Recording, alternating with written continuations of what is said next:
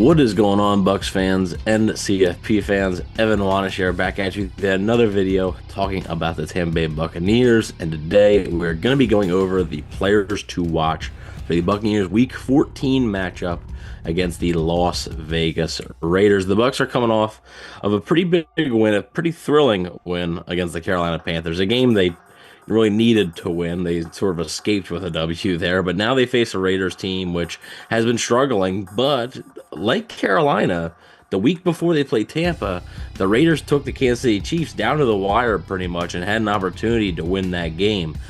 So we'll see what the Raiders will bring to Tampa this Sunday, but I am not alone. Joining me on this video today is my CFP co-host, Mr. Matthew. Rhett, how are you doing today? I am doing well. Always excited for the return of the Pirate Bowl. These teams only get to meet every couple of years, and I'm excited for this week's matchup. I know that you just said the Raiders took the Chiefs to the limit last week.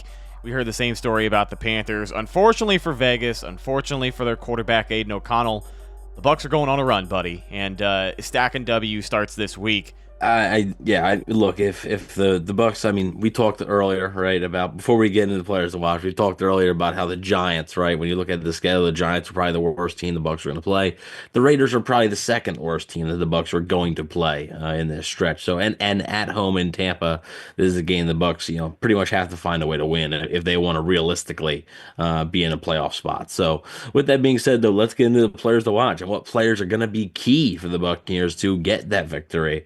We're going to start off with Bucky Irving, and not just because, he had a career day against Carolina. That's not the entire reason here. The other reason is because he also did get injured in that Carolina game, was laboring, I Bleav, a hip injury, and did not practice at certain points this week. So, Bucky Irving, I Bleav, spoke to the media this week, said he's good to go, said he is fine.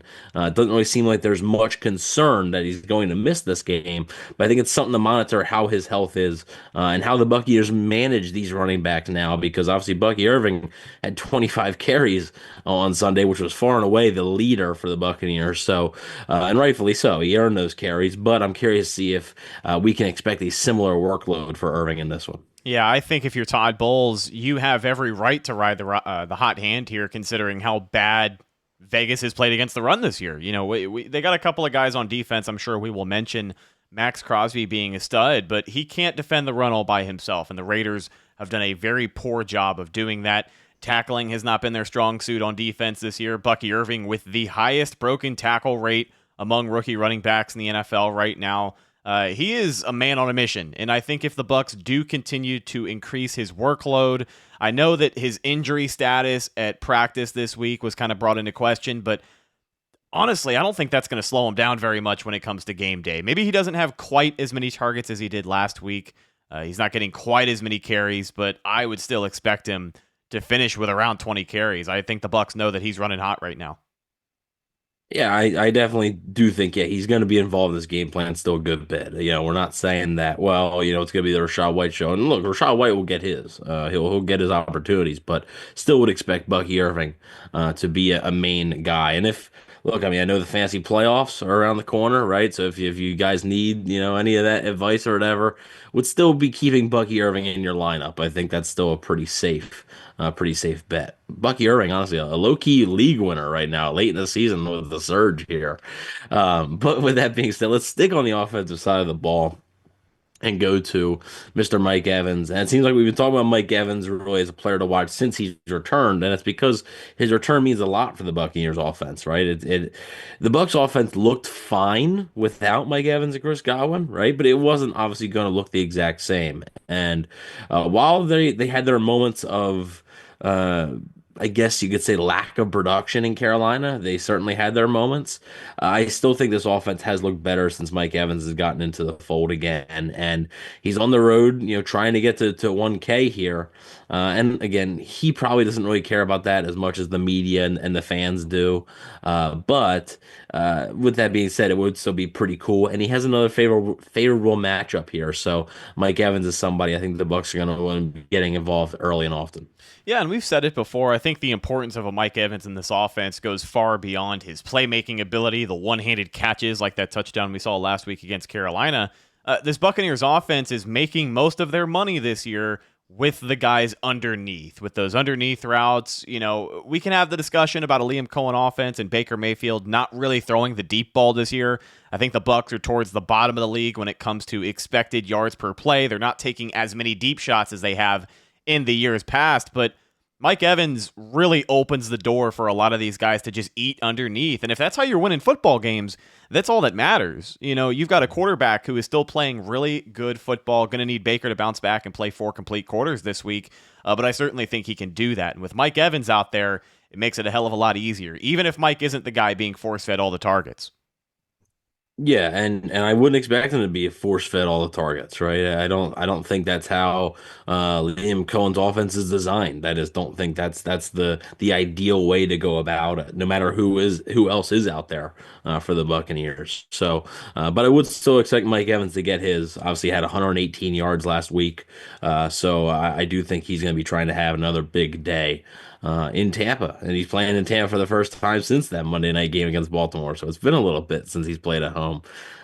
So we will see if Mike Evans can put on a show for the home crowd. But let's move over to the defensive side of the ball. We're going to talk about a defensive unit, and this unit we're actually going to be talking about it for a couple of reasons. One is injuries, okay, because they have been hit by injuries at multiple points this season, but particularly in the past couple of weeks here, and also because of who they're playing, and that is the Buccaneers secondary. So the injuries part of it is against the Giants. Obviously, Jordan Whitehead has an injury, is going to be out for most likely the rest of the season. So luckily the Buccaneers had signed Mike Edwards, right? Okay. Luckily they got saved by the bell there. Were able to sign Mike Edwards in time. Before Whitehead even gets hurt, really got a lucky break there. Well, Mike Edwards gets hurt in the game versus the Carolina Panthers. So he's luckily it doesn't seem long term. So expected to miss about a week. So hopefully he just misses this game and is back next week. But that does raise the question about who the Buccaneers are going to have in there at that other safety spot. Obviously, Antoine Winfield Jr. They did re-sign Kayvon Merriweather this week. They also brought back Ryan Neal, which, look, Ryan Neal hasn't played football in a long time. I don't think that's realistic to expect him to play at all. I know everybody's favorite, Ryan Neal. I mean, look, in this role, I think he's okay, but whatever. But also, the other thing, the injuries are the injuries, but it's who they're playing, right? And they're playing a Raiders team that is not very good and has a knack for, uh, I wouldn't say causing turnovers, but and for committing turnovers. The Buccaneers, though, haven't had an interception since week 6. So something's got to give here, Rhett. So something has to give, right? A minus 18 turnover differential for the Raiders headed into this game. They are at the bottom of the league standings with that. Yeah, not going to win very many football games when you are that committed to turning the ball over. I think this could be the week. Despite the Buccaneers secondary finding themselves in this position once again, where they've been in this spot so far this year, that kind of tells you the run of bad luck that they've had in this secondary and really just fielding a starting defense that's healthy. But they are back in the situation, relying on young talent. So regardless, it's next man up. Those guys are going to have to step up, whether it's Kayvon Merriweather, Christian Izien going to be getting more involved out of that defensive backfield. So these are all guys who have shown us in the past, Christian Izien especially has shown us in the past that he can step up and take the ball away. But even if it doesn't come from the secondary, I do think this is a good week for the Buccaneers to try and take advantage of that mismatch there because the Raiders don't do a very good job of protecting the ball. No, they don't. And look, I mean, any turnover for a defense is good, right? We're not saying that. It sounds like we're being a little nitpicky, because obviously they had the big turnover. That's why they won the game last week, Yeah. right? Because they were able to force that turnover. They don't win that game without that fumble. So then we're talking about a whole different situation here. So the turnover is the reason the Bucs are in the position that they are in. But it would be nice to get your hands on an interception. It's been a long time since that has happened, and maybe they'll have an opportunity on Sunday. Now we're going to talk about the newest starter, I guess you could say, for the Buccaneers, and that is at the punter position. We're going to be taking a look at Jack Browning.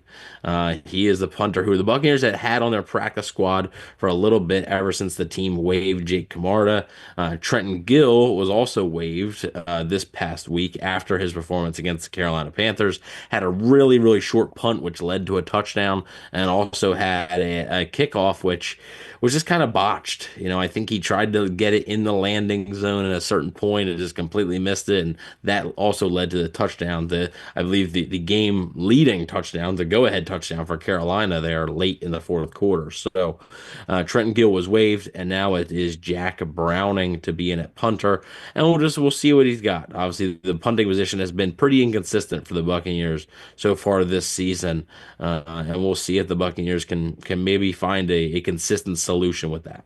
Yeah, only one way to go from here when you look at the special team statistics, the punting statistics. I don't necessarily have all of those averages in front of me, but I have to imagine the Buccaneers punt team especially is towards the bottom of the league in metrics. They just got to be more efficient. You don't feel the effects of those special team plays until games get as close as they do, like that finish against Carolina. There's a couple of mishaps on special teams there that set the Panthers up nicely, and they were able to take advantage. There have been quite a few times this year where special team mishaps have taken place, and the other team is able to put points on the board, take advantage of good field position, whatever it may be. So ever since moving on from Jake Camarda, who did have a disappointing start to the year, the Bucs haven't found any kind of stability. Trenton Gill, unfortunately, guy couldn't do anything right from the looks of it.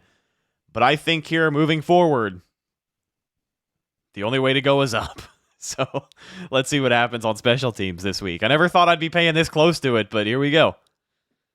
Yeah, and look, in a playoff push, the little things matter, right? And any little thing can cost you a football game, and it almost cost the Buccaneers last week, and we saw that firsthand. So we will have to wait and see. But who are your players to watch? We're always curious to hear what you guys think. Are you watching anybody in particular on offense or defense or special teams?